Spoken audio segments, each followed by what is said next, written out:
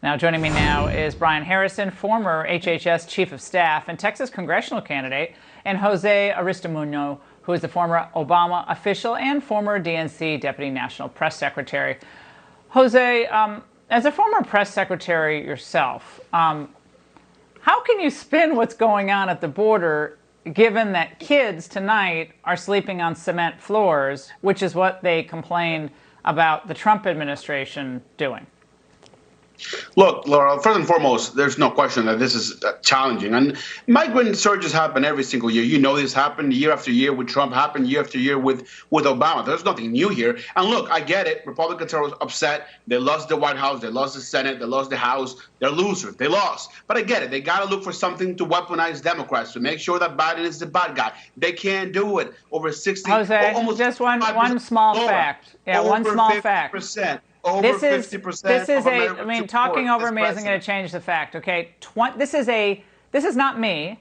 This is, I believe, the AP reporting. This is a 20-year surge. Okay, this hasn't happened for 20 years. So I know you don't like Trump. I'm not wild about Biden, but the facts are the facts, okay? So that's the problem we're dealing with here. We have a major humanitarian crisis. And you know, your experience at HHS as chief of staff there, and you're going to run for Congress in Texas. So how are you going to deal with this issue if the Biden administration will not? Well, a couple things on that, Laura, and thank you so much for having me. And I have to know that your guest used that word again, challenge, when in fact the word you just used is absolutely right. It's a word that President Biden won't use either. This is a crisis. It's not just a small crisis. This is a full-blown humanitarian and public health crisis on the southern border of these United States, and it's one completely of Joe Biden's own making. When we in the Trump administration confronted an issue on our own, we took bold, swift, and decisive action to actually solve the problem once and for all. We restructured the way we handled our asylum claims. We said, if you want to come to the United States and make an asylum claim, you can do that, but you've got to remain in Mexico. Biden trashed that policy. And then further, the agency that I oversaw, HHS, we used our public health authority to actually lock down the border, not just to illegal immigration, finally, but also to COVID-19. We said we're in the middle of a full-blown public health emergency. The last thing we need to be doing right now for this country is to be letting the border be completely wide open, flooding with thousands upon thousands of immigrants while we're bringing COVID-19 into this country. All right, Biden's senior advisor, Cedric Richmond, Jose, said this about the administration's immigration policy. Do you believe there is a limit into how many of these unaccompanied minors we can place in the United States?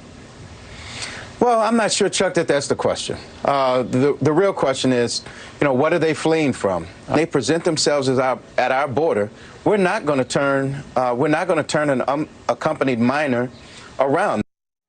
Jose, the problem is that's being seen by the migrants, and they've said so on camera, as an open invitation to come to the country, and thus doesn't it also help the human traffickers making all the dough by bringing them up? Right. So look, I think, Laura, and I agree with you that the messaging has to be very clear and it's got to be strong.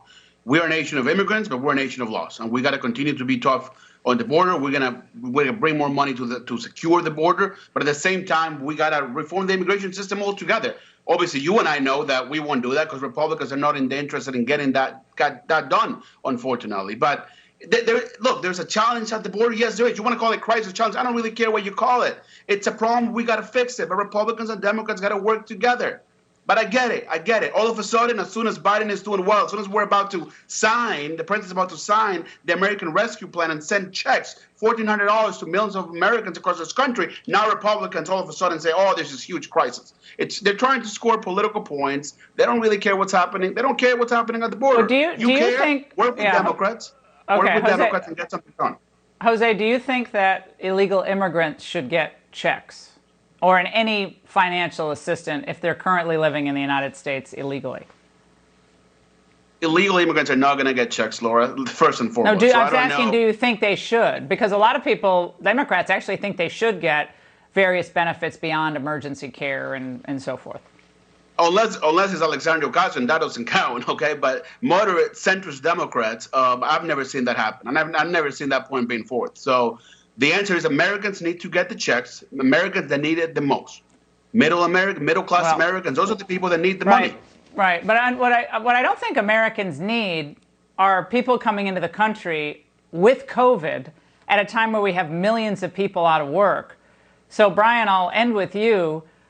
What are Republicans going to do, given the fact that you don't have the majority in either house and you have potentially several 100,000 people approaching our southern border this year and effectively being waved into the country? What do you do? Real quick. It's a great question, Laura. We gave Joe Biden the most secure border this country has probably ever seen, and he's torn up every success we had. And here's one thing I think we can do. I wish I was an attorney general right now of a southern border state, maybe Ken Paxton in Texas or some other attorney generals watching. They're tearing up our Title 42 order, which shut down the border to illegal immigrants and to COVID-19. But they're doing so in a way that is flatly illegal. Somebody needs to challenge this in court. I firmly believe they would win because they can't talk out of both sides of their mouth. The order still stands, but they're behaving arbitrarily and capriciously by not enforcing it when it comes to these thousands of illegal immigrant children that they're letting in. So there's something that we absolutely could do. I hope somebody brings this to court tomorrow. All right.